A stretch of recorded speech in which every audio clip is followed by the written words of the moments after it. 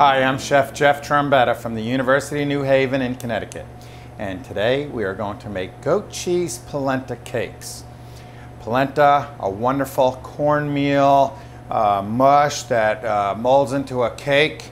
And we're going to, instead of traditional classical Parmesan cheese, we're going to fold in some goat cheese and garnish it up, serve it nice and warm, and it's a delicious vegetarian appetizer or even an entree, depending on how you present it. So let's make our polenta. What I do is I follow the directions. It's technique like anything else. Rein it in. Reining it in means just a steady flow while stirring. Okay, I have this on low, and this way it doesn't lump. But this is a coarse grind cornmeal, so it's meant not to lump. You can see I'm using a wooden paddle. You use a rubber spatula, but something with a little bit of shovel to it. There we go, it's all in. Now, let's cook it. And make sure you get out the lumps. So this is a quick cooking polenta. Years ago, Mom used to stand over the stove and just stir this for 20 minutes or 30 minutes to cook the polenta. But it's quick cooking because it absorbs easy. And you want it to swell, you want it to absorb all the water. We stir this for 3 minutes. Add a little bit of salt, add a little bit of pepper, a log of goat cheese. Stir that in there and get it all melted. Don't be bashful. I think it'd take a little bit more goat cheese. Fresh goat cheese, not an aged goat cheese, something that's kind of soft and spreadable, just like a cream cheese. That was a quart of water to a cup of polenta. Let's get this molded before it gets too stiff. This little olive oil. This is just insurance or security. It won't stick, it comes away. And but I'm just gonna, so it unmolds, just gonna spread a little bit of olive oil on there. Let's get that on there. That's gonna be the bottom, so it's okay if it doesn't look perfect. This sets up. You can unmold it in 5 minutes. It's setting up now. And so let's unmold them just like this, okay? Now it's a different batch, so it might look a little different. These are false bottom pans or little tart pans. Make sure it's loose, like that.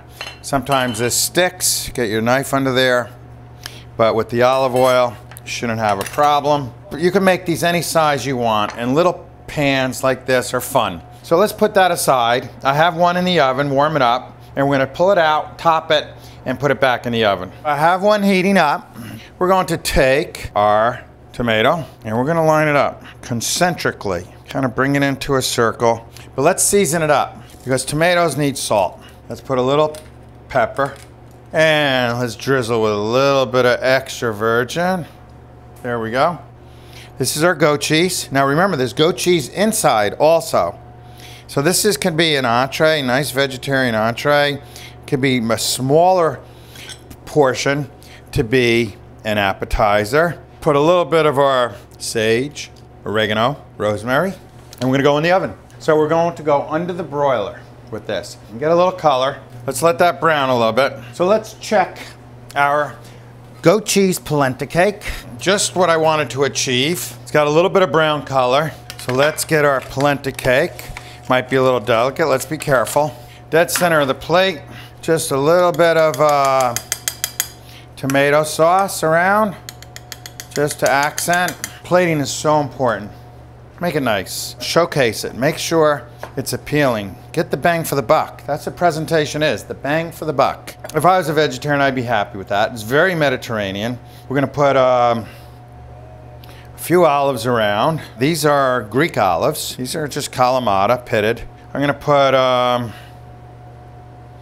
couple strips of sun-dried tomato. Always something interesting for the guest. Caper berries, different than a caper, from the same bush, but the caper is the bud, the premature bud. This is the full-grown fruit, and it's milder, so it's not quite as tart. This is a lemon supreme. I'll show you how to make those one day. Just the segment of the lemon. And that's how you make goat cheese polenta cake. I'm Chef Jeff Trombetta from the University of New Haven in Connecticut. And remember, it's just good cooking.